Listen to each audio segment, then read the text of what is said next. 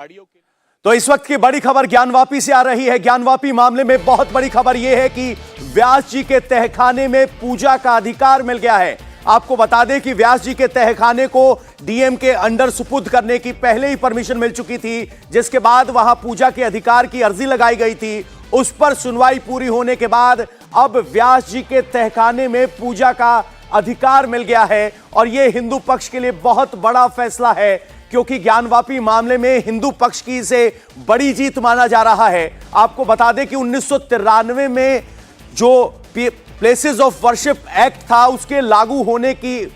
वजह से उसकी दलील देते हुए वहां पूजा खत्म हुई थी, बंद हुई थी, लेकिन अब वापस पूजा का अधिकार मिला है। आपको बता दें कि ज्ञानवापी का पूरा एएसआई सर्वे हुआ। सर्वे में जो तथ्य निकल कर आए उनसे यह स्पष्ट हुआ कि इस परिसर का कैरेक्टर हिंदू मंदिर का कैरेक्टर है और 1993 तक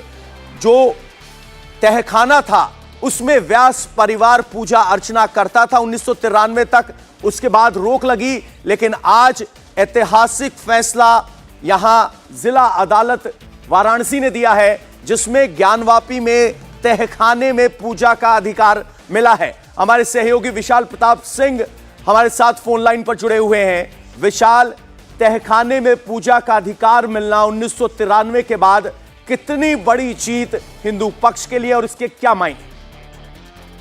देखिए पवन, अब से कुछ देर पहले ये जिला अदालत का जो फैसला आया है, ये अपने आप में बहुत ज्यादा मायने रखता है और बहुत ज्यादा बड़ा इसलिए भी है क्योंकि अब से एक हफ्ते पहले जिस तरीके से एएसआई की रिपोर्ट आई थी और उस रिपोर्ट में बाकायदा जो साइंटिफिक सर्वे के जरिए, सैंपलिंग के जरिए जो बात सामने आई थी कि मौके पर पुराना मंदिर हुआ करता था जिसके ऊपर मस्जिद बनाई गई थी, और अब से कुछ देर पहले जो फैसला आना कि व्यास जी के तहखाने में जाकर के याचिकाकर्ताओं की तरफ से जो दलील दी गई थी कि वो 1993 तक इस तहखाने में जाकर के पूजा अर्चना करते थे, लेकिन 1993 के बाद कोर्ट के आदेश के बाद फिलहाल वहां पर रोक लगा दी गई थी और तहखाने में किसी को भी पूजा अर्चना करने के लिए जो परमिशन थी वो नहीं दी जाती थी। लेकिन जो व्यास परिवार है वो लगातार इस पूरे मामले की कवायद कानूनी रूप से लड़ रहा था और कोर्ट ने अब से कुछ देर पहले ये बड़ा और ऐतिहासिक फैसला दिया है कि व्यास जी के तहखाने में जाकर के जो याचिका करता है और साथ ही जो भी लोग वहां जाकर के पूजा अर्चना करना चाहते हैं वो सुरक्षा व्यवस्था का ध्यान रखते हुए, किसी भी तरीके से मौके पे माहौल न खराब हुए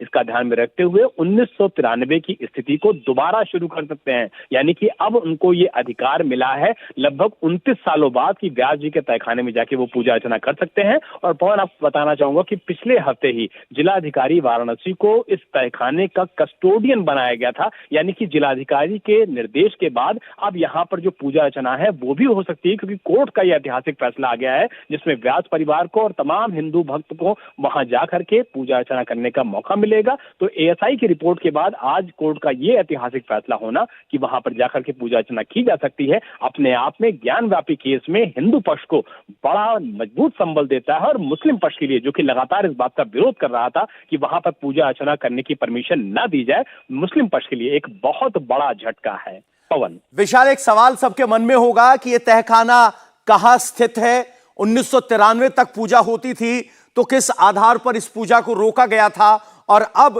कैसे यह बहुत बड़ी जीत है क्योंकि श्रृंगार गौरी पर सिर्फ 2 दिन साल में पूजा करने का अवसर मिलता है, लेकिन अब जहां ज्ञानवापी मस्जिद है उसके नीचे पूजा का अधिकार मिलेगा। और प्लेसेस ऑफ वर्शिप एक्ट में जो बात की जाती है कि नेचर ऑफ प्लेस क्या है, तो नेचर बदलने की कोशिश क्या माना जाए 1993 में हुई पूजा को रोककर? देखिए, जो हिंदू पक्ष है, जो आपने बात अभी जिक्र किया, बिल्कुल हिंदू पक्ष का यही कहना था कि 1993 तक और उससे कई 100 सालों से लगातार न सिर्फ व्यास परिवार बल्कि तमाम हिंदू भक्त जो वहां पर आते हैं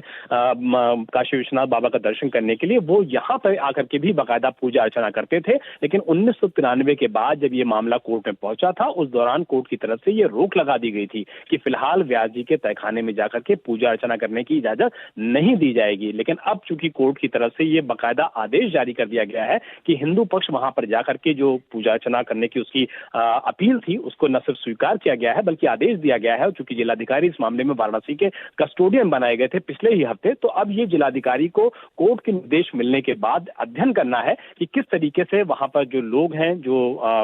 श्रद्धालु हैं, भक्त हैं, वो किस तरीके से जाएंगे, किस तरीके से पूजा अर्चना करेंगे, देर करेंगे। क्योंकि जिस तरीके से श्रृंगार गौरी का आपने जिक्र किया, साल में 2 दिन ऐसे आते हैं जब श्रृंगार गौरी परिसर में जाकर के भक्त पूजा अर्चना कर सकते हैं, श्रद्धालु अपनी जो मनोकामनाएं हैं वो मांग सकते हैं। लेकिन अब ये देखना होगा कि व्यास जी के तहखाने में जिलाधिकारी को जो आदेश मिलता है जिला अदालत का, वो किस तरीके का आदेश मिलता है और किस तरीके से लोग वहां पर जाकर के पूजा कर सकते हैं। लेकिन जो ज्ञानव्यापी की पूरी लड़ाई, उस लड़ाई के अंतर्गत पिछले हफ्ते एएसआई की रिपोर्ट का आना, 839 पन्नों में इस बात का जिक्र होना, 32 महत्वपूर्ण सबूत निकालना कि वहां पर पुराने मंदिर का जिक्र आता है और ऐसा लगता है कि जो गुंबद है मस्जिद के वो ऊपर से उठा करके रिप्लेस कर दिए गए हैं। ऐसी रिपोर्ट के बाद व्यास जी के तहखाने में पूजा अर्चना का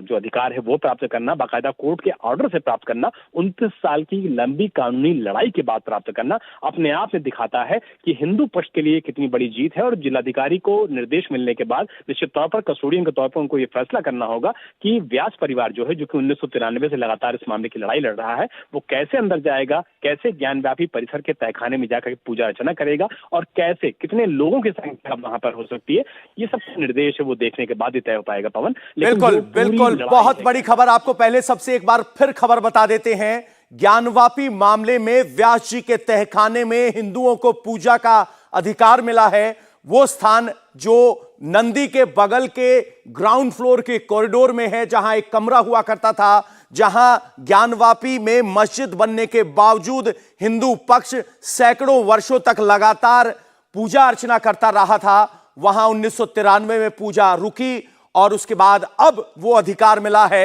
29 साल के कानूनी संघर्ष के बाद। हमारी सहयोगी रुचि कुमार जी सीधे जुड़ गई हैं। रुचि जी, कितनी बड़ी जीत इसे हिंदू पक्ष के लिए माना जाए, खास तौर पर जब 29 साल पहले कानूनी ऑर्डर का हवाला देते हुए उस पूजा को रुकवाया गया था? देखिए, ऐसा है, बहुत बड़ी जीत है, क्योंकि आपने देखा पवन की किस तरह से एएसआई की रिपोर्ट आई और उस रिपोर्ट में ये कहा गया कि मंदिर के पिलर्स पर ये मस्जिद बनाई गई है, हिंदू मंदिर था। तो पहली बड़ी जीत हिंदू पक्ष की वो थी। अब ये भी बहुत बड़ी जीत है, क्योंकि जो आप वहां पे जाते हैं काशी विश्वनाथ धाम में, तो जो नंदी आपको दिखाई देती है उसके सामने ये व्यास जी का तहखाना है। और क्योंकि हिंदू पक्ष ये कह रहा है कि 93 के पहले तक वहां पे पूजा अर्चना होती थी, लेकिन उसके बाद उस समय की सरकार ने वो बंद करा दी थी और वो प्लेसेस ऑफ वर्शिप एक्ट के अधीन। आपको रुचि जी रोकना चाहूंगा, विष्णु शंकर जैन जो इस मामले में पक्षकार हैं वो कुछ बोल रहे हैं, आपको सुनवाते हैं। तो आप समझ सकते हैं कि काशी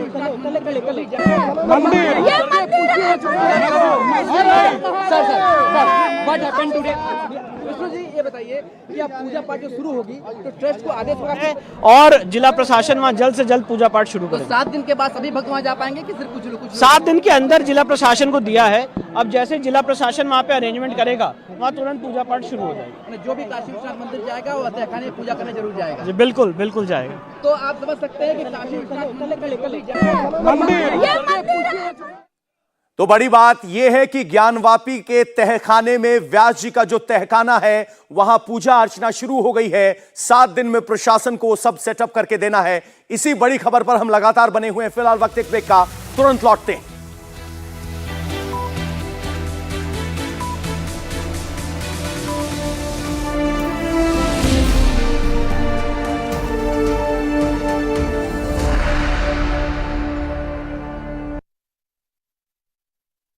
वो क्या एहसास है जो बना देता है हर लम्हे को नया।